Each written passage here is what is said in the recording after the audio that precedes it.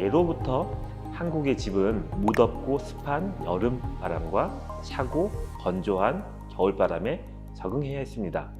그런데 주변에서 구할 수 있는 재료는 물과 습기에 약한 목재뿐이라 우리 조상들은 지혜를 발휘해야 했죠. 목재로 만든 집을 비로부터 보호하기 위해 집보다 훨씬 큰 기와 지붕을 덮었고요.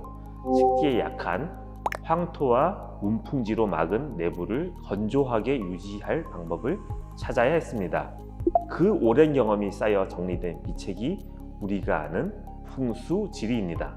풍수지리가 찾아낸 최상의 해결책은 배산임수, 즉 산을 등지고 물을 바라보는 지형이었습니다. 그런 지형이면 항구적인 대류현상, 즉 잔잔한 공기 흐름이 발생하기에 자연 통풍으로 습기를 말릴 수 있기 때문이었죠. 그런데 이 좁은 나라에 뒤는 높고 앞에 물이 있으면서 집을 지을 수 있을 정도로 넓은 땅이 충분할 리가 없었죠. 근대 들어 집 수요가 많아지자 전통적 풍수지리설에서는 크게 치지 않던 부수적 개념, 향이 등장합니다. 실제로 지붕 처마가 길게 나오는 한옥에서는 바람에 비해 향은 그리 중요하지 않았습니다. 한옥의 실내는 직사광이 아니라 마당에서 반사되는 간접광에 의지하는 구조였기에 향에 강하게 구속될 이유가 없었기 때문이죠. 그래서 남향에 대한 집착 없이 전통 가옥들은 경치나 경사 같은 지형의 수능에 자리 잡았습니다. 그런데 왜 남향집이 우리의 도시를 지배하게 되었을까요? 바로 70년대부터 일기 시작한 아파트 붐 때문입니다. 아파트는 풍수지리의 최상위 가치 배산임수를 실현할 수는 없었지만 하급 가치였던 남향은 어렵지 않게 만족시킬 수 있었죠. 그런데 여기부터가 중요합니다. 과연 모든 아파트가 남향으로 지어졌으니 모두가 남향의 이점을 누리며 살게 되었을까요?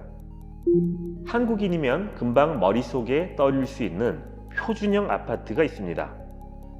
남쪽에 거실과 안방이, 반대쪽에 한두 개의 작은 방과 주방이 있는 이른바 4인 가족 기준 32평 표준 아파트입니다.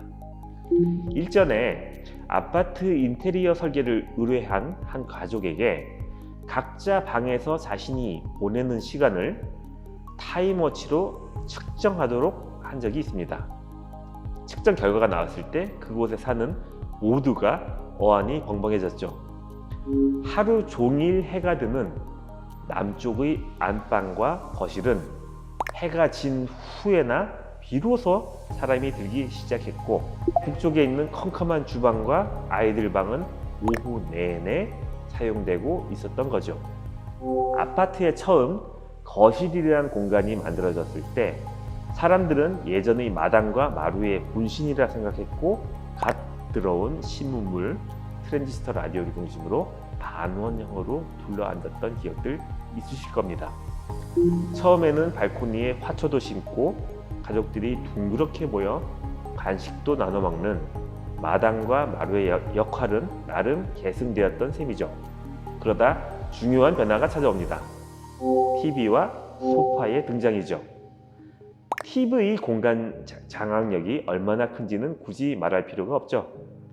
몇십 년 둥그렇게 모여 앉던 가족들을 하루 만에 일렬 횡대로 정렬시킬 정도였으니까요. 처음에는 니은자나 디귿자 모양을 갖추던 소파가 TV의 등장에 단체 관람석이기도 하면서 혼자라면 옆으로 누워서 바라볼 수 있는 일자형 간이 침대로 차츰 변신합니다.